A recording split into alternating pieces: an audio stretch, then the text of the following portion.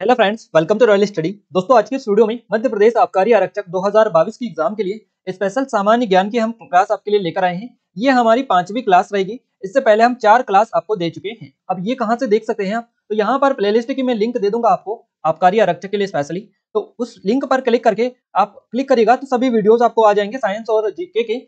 तो उन वीडियोस को आप जरूर से देख लीजिएगा। काफी सारे लोगों की यह डिमांड रहती है कि सर हम किस बुक से पढ़े। काफी सारे लोग हमें कॉल करते हैं और व्हाट्सएप पर मैसेज करके पूछते हैं, टेलीग्राम पर भी मैसेज करते हैं। उनको हम बता देगा, हम इसके ऊपर डेडिकेटेड वीडियो बना चुके हैं, 2 वीडियोस बना चुके हैं, आपको दे चुके हैं। तो आप चेकआउट कीजिएगा, उस प्लेलिस्ट में मिल जाएंगे। वहां पर आपको बुक्स बताइए किस बुक से पढ़ना है, क्या सिलेबस रहेगा, किस तरीके से पढ़ना है, आपको क्या स्ट्रेटजी होनी चाहिए, पूरी चीजें ए टू जेड हम आपको बता चुके हैं। क्लियर है? तो उस वीडियो को देख लीजिएगा, आपको सारी डिटेल समझ में आ जाएगी। अब फाइनली हम स्टार्ट करते हैं इस वीडियो को, क्योंकि हम इसमें एमसीक्यू टेस्ट लगाने वाले हैं। इंपोर्टेंट लेवल के क्वेश्चन जो कि व्यापम की परीक्षाओं में पूछे गए हैं, वो हम कवर करने वाले हैं। इसकी फ्री पीडीएफ कहां पर मिलेगी आपको, तो वो मैं आपको बता दूं। इसके लिए आपको टेलीग्राम को ज्वाइन करना है। टेलीग्राम की लिंक हमने डिस्क्रिप्शन में डाल दी है। इसके अलावा एप्लीकेशन को आप डाउनलोड कर लीजिएगा, प्ले स्टोर से डाउनलोड कर सकते हैं, या इस वीडियो का डिस्क्रिप्शन में आपको लिंक दे दिए, वहां से भी क्लिक करके आप इसको डाउनलोड कर सकते हैं। यहाँ पर हमारा आबकारी आरक्षक की जो स्पेशली टेस्ट सीरीज है, इसमें ये वाली जो पीडीएफ है ये डाल दी गई है। और ये लॉक नहीं है, अनलॉक है। जिन्होंने परचेस की है उनके भी लिए ये मिल जाएगी, और नहीं किए उनके लिए भी ये मिल जाएगी। क्लियर है? तो ये सारी चीजें है गाइस, स्पेशली टेस्ट सीरीज है हमारी आबकारी आरक्षक के एग्जाम के लिए। तो इसको अगर आपने ज्वाइन नहीं किया है तो न्यू ईयर ऑफर चल रहा है हमारा, उसके साथ में इसको ज्वाइन कर लीजिएगा, क्योंकि ये आपका आज लास्ट है। आज रात 12 बजे ये ऑफर समाप्त हो जाएगा। इसके बाद में आपको ये ऑफर दोबारा से कभी भी देखने को नहीं मिलने वाला है। अप टू 90% की छूट चल रही है। कूपन कोड है हैप्पी न्यू ईयर। हमारे ये कूपन कोड है हैप्पी न्यू ईयर, इनको यूज करेंगे आज रात 12 बजे के पहले पहले, यानी रात 12 बजे से पहले अगर आप यूज करते हैं तो ये आपका ऑफर मिल जाएगा। और इसके बाद में करते हैं, यानी 12:01 पे भी करते हैं ना, 12 के बाद में, तो ये ऑफर आपको फिर नहीं मिलेगा। तो 3 तारीख लास्ट है। आप अगर अभी तक आपने इनरोल नहीं किया इसमें तो कर लीजिएगा, डेमो भी चेकआउट कर लीजिएगा। इन सभी की जो प्राइस है काफी डिक्रीज है। उसके बाद में जस्ट 1 सेकंड बाद ही इसकी प्राइस बढ़ जाएंगी। क्लियर है? तो आई थिंक आपको समझ में आ चुका होगा। अब हम स्टार्ट करते हैं आज की हमारी शानदार क्लास को। गाइज, हमारा पहला क्वेश्चन यहाँ पर निकल कर आ रहा है। 1968 में हरगोविंद खुराना को किस क्षेत्र में नोबेल पुरस्कार से सम्मानित किया गया था? मोस्ट इंपोर्टेंट क्वेश्चन है और काफी ज्यादा पूछा जाता है। 1968 में हरगोविंद खुराना को किस क्षेत्र में नोबेल पुरस्कार से सम्मानित किया गया था? सही जवाब इस क्वेश्चन का क्या रहेगा? जल्दी से क्लिक करिएगा, जल्दी से कमेंट करके बताइएगा। क्लियर है? तो गाइस, हर क्वेश्चन को आप अपने दिमाग में पहले सही जवाब उसका जो है आप अपने से पहले सोचा करें, फिर हम आपको बता ही देते हैं राइट आंसर दो। बट आप भी कोशिश किया करें, ताकि क्या है कि आपका भी थोड़ा सा वो जो समझने हैं क्वेश्चन को समझने का वो आईक्यू थोड़ा सा बढ़ सके। इसके अलावा आपको प्रैक्टिस भी अच्छे से हो सके। तो हमारा जो सही जवाब इस क्वेश्चन का जाएगा, ये जाएगा ऑप्शन नंबर बा के साथ में। अब ऑप्शन बा जो है ऊपर नीचे हो गया, उसके लिए माफी चाहेंगे। तो यहाँ पर आपका जो सही जवाब जाएगा वो यहाँ पर क्या जाएगा, इस क्वेश्चन का जो सही जवाब रहेगा, ये आई थिंक आपको समझ में आ ही चुका होगा। हमारा जो करेक्ट आंसर जाएगा, देखिए यहाँ पर ये जो नोबेल पुरस्कार दिया गया है 1968 में हरगोविंद खुराना को किस क्षेत्र में दिया गया है, ये काफी ज्यादा रहता है। आई थिंक आपने कमेंट कर दिया होगा, हम कमेंट का आपका वेट कर रहे हैं। आई थिंक आप सभी ने कर दिया होगा कमेंट। हम इसका जो सही जवाब है वो अब आपको बता देते हैं। सही जवाब रहेगा हमारा फिजियोलॉजी या मेडिसिन। फिजियोलॉजी या मेडिसिन के क्षेत्र में इनको चिकित्सा का नोबेल पुरस्कार प्रदान किया गया था। तो ध्यान रखिएगा, हमारा जो करेक्ट आंसर रहेगा ये रहेगा option number b. Option number b हमारा करेक्ट आंसर हो जाएगा। अब ये जो है बी ऊपर है, सी नीचे है, इसलिए थोड़ा सा कंफ्यूजन क्रिएट हो रहा है। आप कर लीजिएगा इसको, ये हमने ध्यान नहीं दिया, तो ये आप थोड़ा सा मैनेज कर सकते हैं। हमने आपको बाकी क्वेश्चन करेक्ट करवा दिया, इसमें कोई दिक्कत नहीं है। 1968 में हरगोविंद खुराना को फिजियोलॉजी या मेडिसिन के क्षेत्र में, बेसिकली आप इसको चिकित्सा भी बोल सकते हैं। क्या बोल सकते हैं? चिकित्सा भी बोल सकते हैं। चिकित्सा के क्षेत्र में नोबेल पुरस्कार प्रदान किया गया था 1968 में। अब ये क्वेश्चन जो है व्यापम ने कंफ्यूज करने के लिए दिया है, फिजियोलॉजी या मेडिसिन, है ना। कुछ समझदार लोग होंगे, उन्होंने चिकित्सा ही इसको सही किया होगा, तो उनको पता होगा कि चिकित्सा और मेडिसिन बात एक ही है। तो याद रखिएगा, ऐसे कंफ्यूज नहीं होना है। इतना भी घुमा फिरा के क्वेश्चन दे दे, आपको क्वेश्चन का लेवल पता होना चाहिए, किस लेवल का क्वेश्चन है और कैसे घुमा फिरा के क्वेश्चन पूछा है ना। तो देखिए यहाँ पर 1968 में हरगोविंद खुराना को चिकित्सा का नोबेल पुरस्कार से सम्मानित किया गया था। देखिए इन्होंने क्या किया था, प्रोटीन संश्लेषण में न्यूक्लियोटाइड जो होता है उसकी भूमिका का प्रदर्शन करने वाले पहले व्यक्ति थे ये डॉक्टर हरगोविंद खुराना जी, है ना। ये एक भारतीय अमेरिकी वैज्ञानिक थे और इन्होंने प्रोटीन संश्लेषण में न्यूक्लियोटाइड की भूमिका का प्रदर्शन किया था, और ऐसा करने वाले पहले व्यक्ति थे ये डॉक्टर हरगोविंद खुराना। इसलिए इनको चिकित्सा के क्षेत्र में नोबेल पुरस्कार से 1968 में सम्मानित किया गया था। ये डेट भी आप याद रखिएगा, इनका नाम याद रखिएगा, किस क्षेत्र में दिया गया था, क्यों दिया गया था, ये सारी डिटेल याद रखिएगा। 1968 में दिया गया था। और गाइस, इन्हें जो पुरस्कार दिया गया था ये साझा तौर पर 2 और अमेरिकी वैज्ञानिक मार्शल डब्ल्यू निरेनबर्ग और डॉक्टर रॉबर्ट डब्ल्यू रेले, इन तीनों को साथ में ये दिया गया था। तो ध्यान रखिएगा, 2 अमेरिकी थे और 1 भारतीय थे। ये भारतीय और अमेरिकी दोनों थे, ध्यान रखिएगा, भारतीय अमेरिकी वैज्ञानिक थे डॉक्टर हरगोविंद खुराना। तो 2 तो अमेरिकी को और 1 इनको, तीनों को संयुक्त साझा तौर पर ये दिया गया था। अगला क्वेश्चन है हमारा, ओडिशा के उस अभयारण्य का नाम बताएं जिसमें लगभग 900 वर्ग किलोमीटर का जल फैलाव है और जो प्रवासी पक्षियों की अनेक प्रजातियों के लिए प्रसिद्ध है। उस अभयारण्य का नाम आपको बताना है जो कि उड़ीसा राज्य में आपको देखने को मिलता है। सही जवाब रहेगा हमारा चिल्का। ऑप्शन नंबर बी के साथ में करेक्ट आंसर हो जाएगा। Option number b correct answer रहेगा। चिल्का जो अभयारण्य है ये उड़ीसा राज्य में स्थित है, जिसमें लगभग 900 वर्ग किलोमीटर का जल फैलाव है और प्रवासी पक्षियों की अनेक प्रजातियों के लिए ये जाना जाता है। तो चिल्का आप याद रखिएगा, चिल्का झील यहीं पर है आपकी उड़ीसा में, चिल्का झील यहीं पर है उड़ीसा में, और यहीं पर यह अभयारण्य है चिल्का अभयारण्य। उड़ीसा राज्य स्पेशली आई थिंक आप सभी को पता होगा क्योंकि चिल्का झील काफी फेमस है और उसी से आपने आइडिया लगा लिया होगा। गाइस एक सर्वेक्षण के अनुसार अगर हम ये डेटा देखें थोड़ा सा, तो चिल्का झील में लगभग 45% के समथिंग जो है पक्षी भूमि है और 32% के समथिंग जल पक्षी यहाँ पर देखने को मिलते हैं। वहीं जो बचा हुआ है 23% के समथिंग ये बगुले के लिए है। तो याद रखिएगा ये कुछ इस तरह से इन्होंने डिवाइड करके रखा है। 45% भूमि एक सर्वेक्षण के अनुसार ये आंकड़े जारी किए गए हैं। तो चिल्का झील में 45% के समथिंग जो है भूमि पक्षी भूमि है, 32% जल पक्षी और 23% बगुले भूमि है। ये तीनों आप याद रखिएगा, नोट डाउन कर लीजिएगा। और ये जो झील है चिल्का झील जो कि बोला जाता है 14 प्रकार के रेप्टरों का निवास स्थान है। 14 जो प्रकार के रेप्टर हैं उनका निवास स्थान भी है और लगभग 152 के समथिंग संकटग्रस्त जो जाति है डाल्फिन, रेत इरावती जिसको बोला जाता है डाल्फिन, इनका घर भी ये जाना जाता है चिल्का अभयारण्य या चिल्का झील आप बोल सकते हैं। तो याद रखिएगा उभयचरों का भी निवास स्थान है ये। इस तरह से क्वेश्चन बनते हैं गाइस कि निम्न में से बताइए उभयचरों का निवास स्थान कौन सा है ना। तो इस तरह से क्वेश्चंस भी बनते हैं आपके। और 1981 में 1981 में चिल्का झील को रामसर जो घोषणा पत्र है उसके मुताबिक अंतर्राष्ट्रीय महत्व की आर्द्रभूमि के रूप में चुना गया था। इसको रामसर साइट का जो दर्जा मिला था ये 1981 में मिला था। गाइस आपको पता होना चाहिए 2022 में मध्य प्रदेश के कुछ स्थलों को रामसर साइट के रूप में दर्जा दिया गया है। तो वो कौन कौन से हैं ये पूरी डिटेल हमने 2022 की हमारी जो मध्य प्रदेश करंट अफेयर की ई बुक है उसमें पढ़ाया है आपको, तो आप अच्छे से उसको देख सकते हैं, वहां पर पूरी चीजें मेंशन की हुई हैं। और गाइस यहाँ पर ये आप स्पेशली याद रखिएगा ये जो है ये 1981 में जो रामसर साइट का दर्जा मिला था चिल्का झील को, तो यह भारत की पहली झील थी जिसको यह महत्व का दर्जा मिला था। इस महत्व वाली भारत की पहली झील थी। स्पेशली पॉइंट नोट डाउन करने लायक है क्योंकि रामसर साइट अब काफी ज्यादा मध्य प्रदेश में हो चुकी है, मध्य प्रदेश में ना कहकर पूरे भारत में, है ना। तो ये पॉइंट अपने आप में एक बहुत बड़ा पॉइंट बन जाता है क्योंकि पहली है राष्ट्र महत्व की, है ना। तो याद रखिएगा काफी इंपॉर्टेंट चीजें हमने आपको बता दी है। अगला क्वेश्चन है हमारा, भारत का सबसे पुराना विज्ञान संग्रहालय है जिसे CSIR के तत्वाधान में स्थापित किया गया था। CSIR इसको तो आप सभी जानते ही हैं CSIR को। तो इसके तत्वाधान में स्थापित किया गया विज्ञान संग्रहालय भारत का सबसे पुराना, इसका नाम आपको बताना है। सही जवाब रहेगा बिल्डा औद्योगिक एवं प्रौद्योगिकी संग्रहालय कोलकाता को। तो यहां से हमारा करेक्ट आंसर जाएगा ऑप्शन नंबर सी के साथ में। ये जो है भारत का सबसे पुराना विज्ञान संग्रहालय है जिसे CSIR के तत्वाधान में स्थापित किया गया था, बिल्डा औद्योगिक प्रौद्योगिकी संग्रहालय कोलकाता को। याद रखिएगा काफी इंपॉर्टेंट पॉइंट है। और वैज्ञानिक इसका फुल फॉर्म क्या होता है ये हम आपको सबसे पहले बता दें। CSIR का वैज्ञानिक एवं औद्योगिक अनुसंधान परिषद, है ना, इसका ये फुल फॉर्म है। और ये जो है CSIR ये भारत का सबसे बड़ा विज्ञान एवं प्रौद्योगिकी पर अनुसंधान एवं विकास संबंधित संस्थान है। ये संस्थान है एक इस तरह का।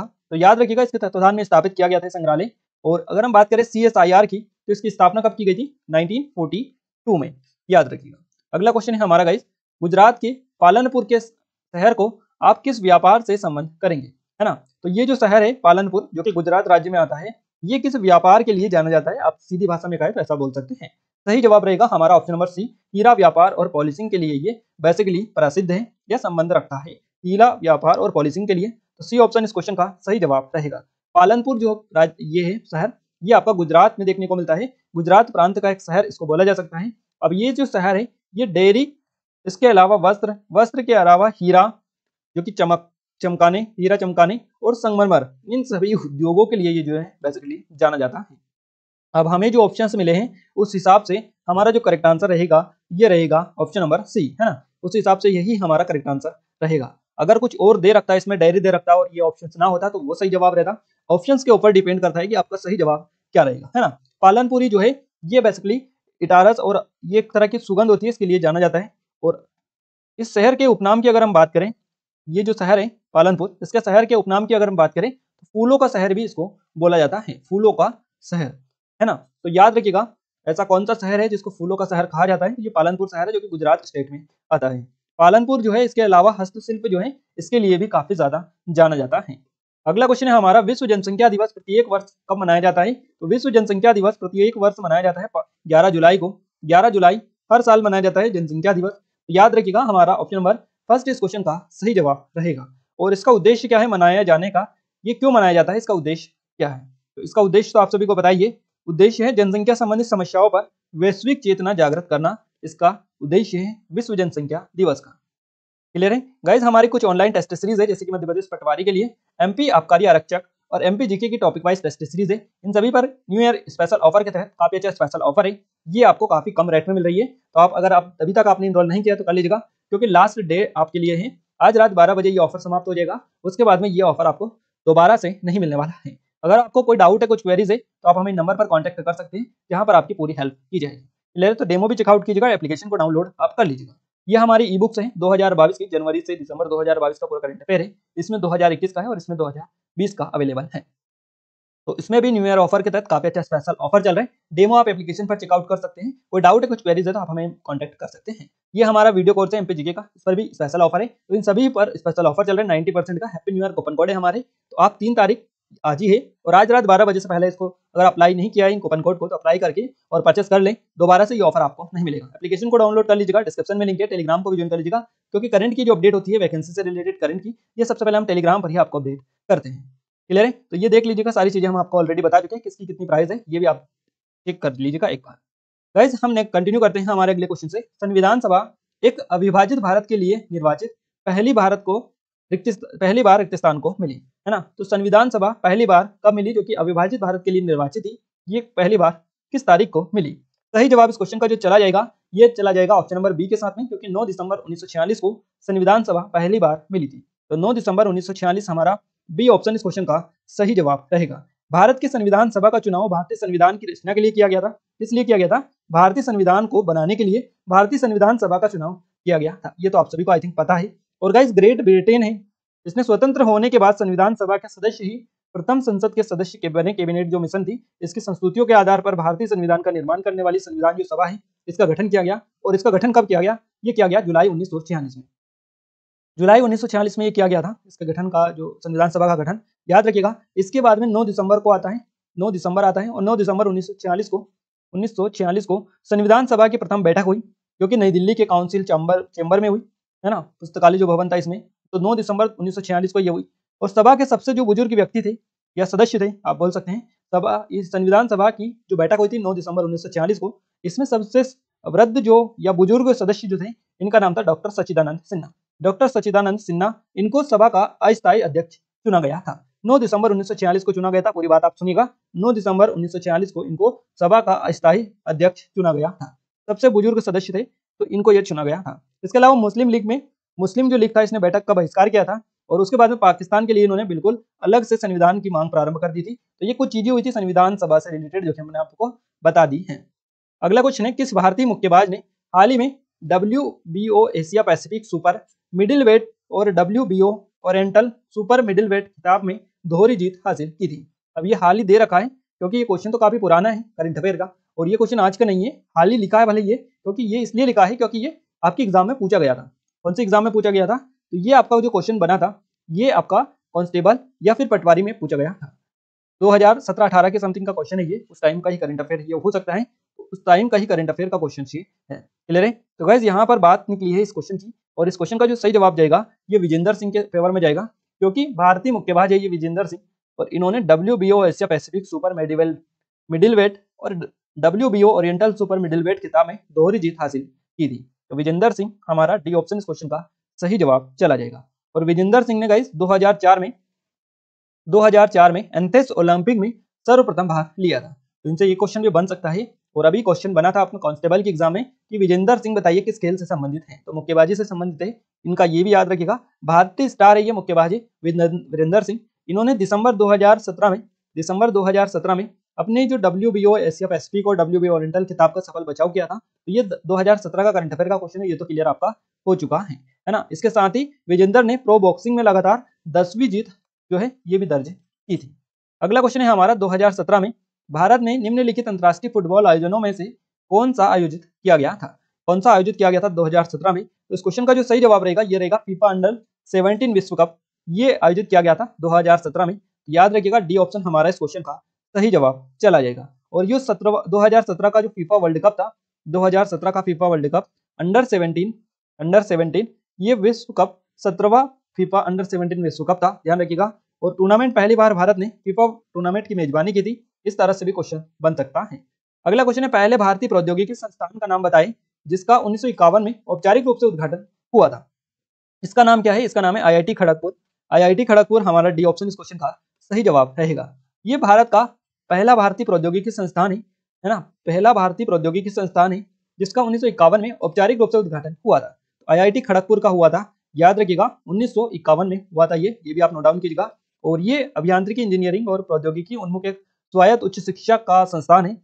और 7 IIT में यह सबसे पुरानी है, ध्यान रखिएगा। जो 7 IIT है इसमें सबसे पुरानी IIT है IIT खड़गपुर। और भारत सरकार ने इसे आधिकारिक तौर पर राष्ट्र महत्व का संस्थान माना है और इसकी गणना भारत के सर्वोत्तम इंजीनियरिंग संस्थानों में होती है। तो 18 अगस्त 1951 को मौलाना अबुल कलाम आजाद के द्वारा औपचारिक उद्घाटन से पूर्व भारतीय प्रौद्योगिकी संस्थान का नाम ग्रहण किया गया था। तो याद रखिएगा 18 अगस्त 1951 को ये किया गया था। भारत में यरलुंग त्संगपो नदी जो कहलाती है ये कौन सी है ना? तो ये जो नदी है इसका नाम बताना है आपको। और ये जो नदी है ये है ब्रह्मपुत्र नदी। ब्रह्मपुत्र हमारा ऑप्शन बी करेक्ट आंसर रहेगा। ठीक है, यहाँ पर आपको आ दे रखा है, बा दे रखा है, ये थोड़ा सा ऊपर नीचे हो जाता है। तो आप बी ऑप्शन ये हमारा, इसको सी मान ले, बी मान ले, कुछ भी मान ले, बट ब्रह्मपुत्र हमारा करेक्ट आंसर रहेगा, है ना। तो ब्रह्मपुत्र नदी तिब्बत और भारत बांग्लादेश से होते हुए जाती है। आपको बताइए कहाँ से नदी तिब्बत, भारत तथा बांग्लादेश से होकर बहती है ये।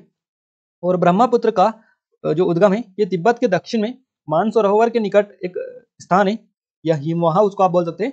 चेमायुंगडोंग नामक स्थान है, हिमवाह है उसको बोल सकते हैं। तो यहाँ से ये नदी का उद्गम हुआ है। इसकी लंबाई लगभग कितनी है? इसकी लंबाई है 2900 किलोमीटर।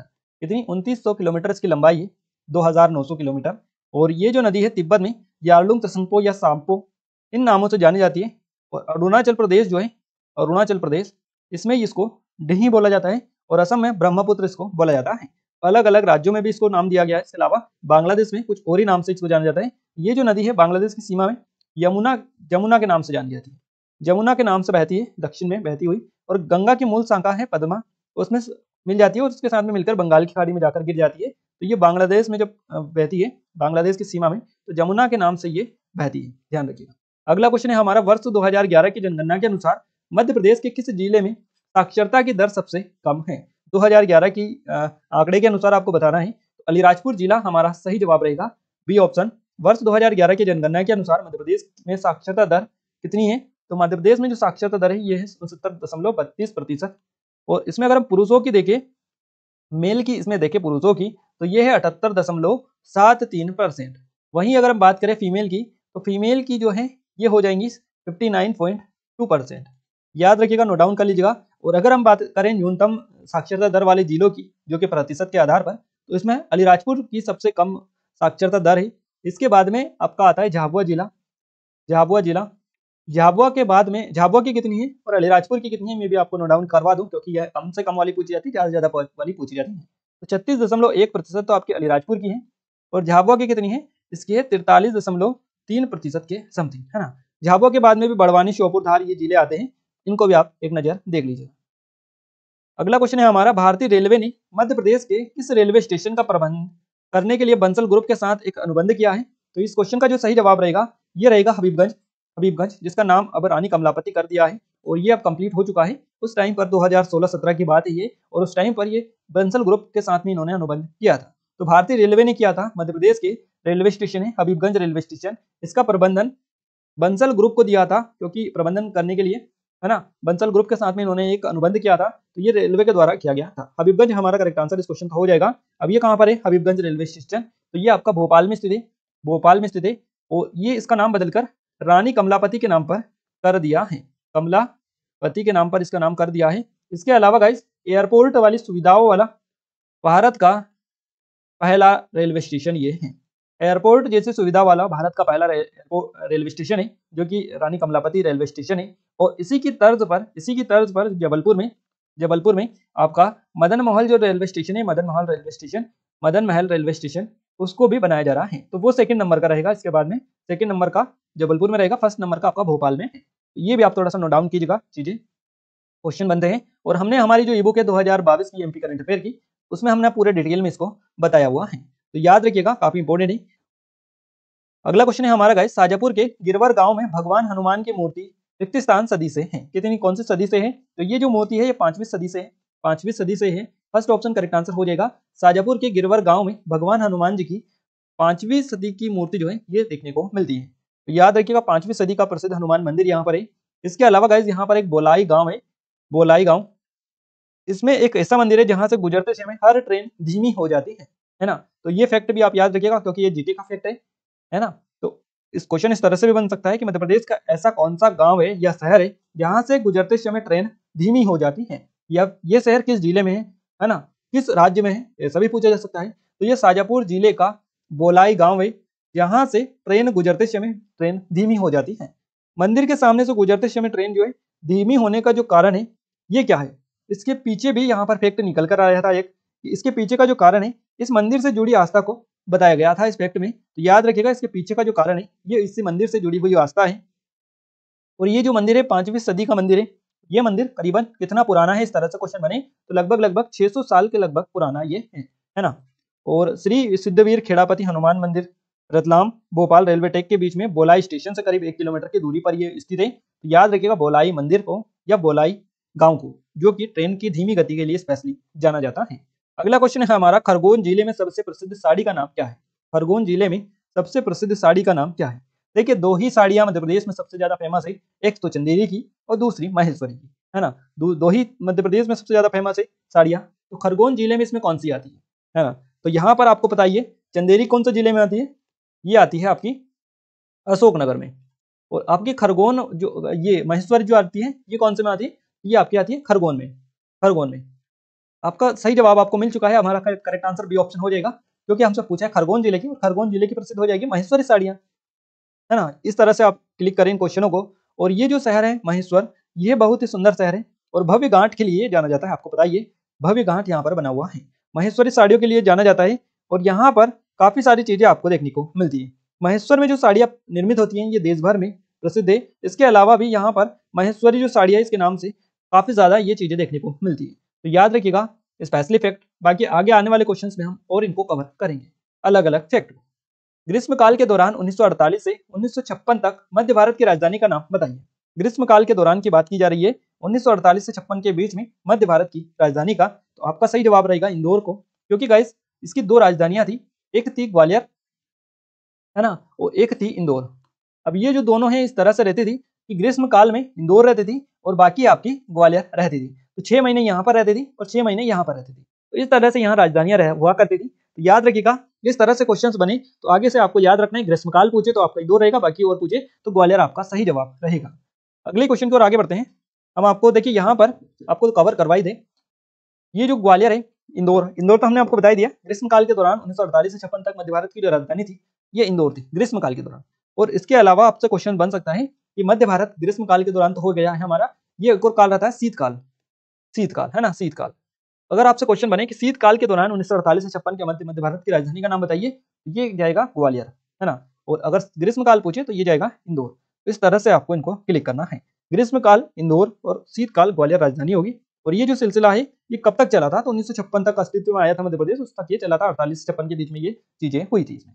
अगला क्वेश्चन है, दमोह में जटाशंकर मंदिर को किसको समर्पित है? दमोह में जटाशंकर मंदिर रिक्त स्थान को समर्पित है, तो ये महादेव जी को समर्पित है, महादेव जी। फर्स्ट ऑप्शन इस क्वेश्चन का सही जवाब हमारा रहेगा। दमोह शहर की जो परिसीमा है इसमें जटाशंकर मंदिर एक दर्शनीय स्थल है। और ये जो मंदिर है भगवान शिव की मूर्ति विराजमान है इसमें और भगवान शिव को समर्पित है। हिंदू धर्म के विनाशक है, आप सभी को पता है ये भगवान शिव जी, इनके लिए ही बेसिकली जाना जाता है।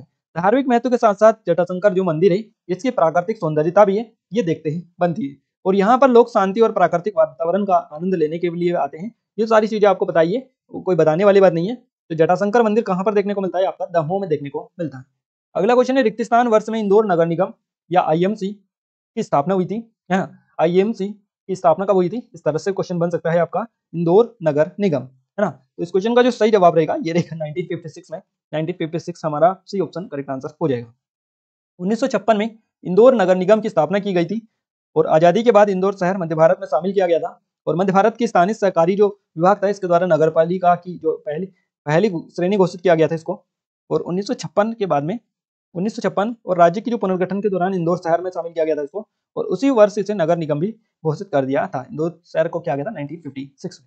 अगला क्वेश्चन है मध्य प्रदेश राज्य वन विकास बोर्ड कब स्थापित किया गया था? मध्य प्रदेश राज्य वन विकास बोर्ड की स्थापना की गई थी 24 जुलाई को 1975 में।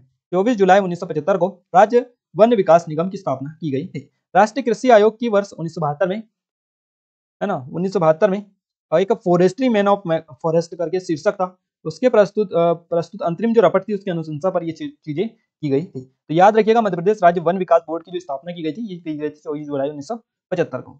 भारतीय रिजर्व बैंक के 24वें गवर्नर कौन है? भारतीय रिजर्व बैंक के 24वें गवर्नर कौन है? इस तरह से क्वेश्चन बनेगा आपका, है ना।